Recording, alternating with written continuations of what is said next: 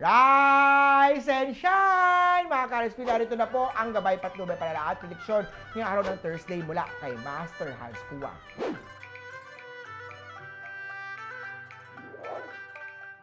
Sa mga pinanganak ng Year of the Rat, your boss appreciate ang pagiging honest mo. Kaya may chance ito na magkaroon ng magandang reward. Green at 8.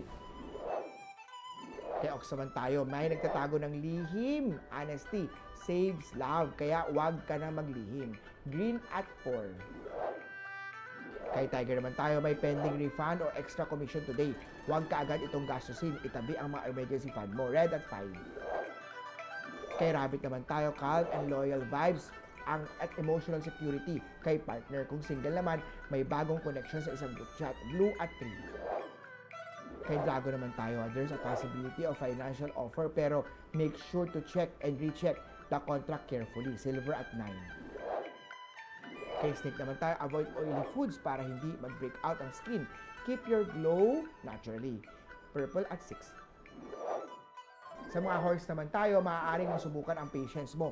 Instead of getting angry, huminga ng malalim, bumilang ng 1 to 10, be humble. White at 2. Kay Goat naman tayo, have essential oil sa iyong bahay or work. Aromatherapy helps you alis ang mga pangtanggal ng mga stress. Yellow at 7. Kay Monkey naman tayo, iwas tayo sa stress eating. Very unhealthy ito. Pwedeng mag-apekto rito ng moral. Think positive at happy thoughts lagi. Green at 1. Kay Rooster naman tayo, it's favorable day for job interview or business talks. Ihanda lahat ng requirements. Red at 4. Kay Dog naman tayo, sincere ang iyong partner pero wag masyadong possessive. Blue at 8. Kay Pig na tayo, good energy today for closing deals at purchases. Red at 5. Muli po, ito po yung gabay lamang mula kay Master Hans.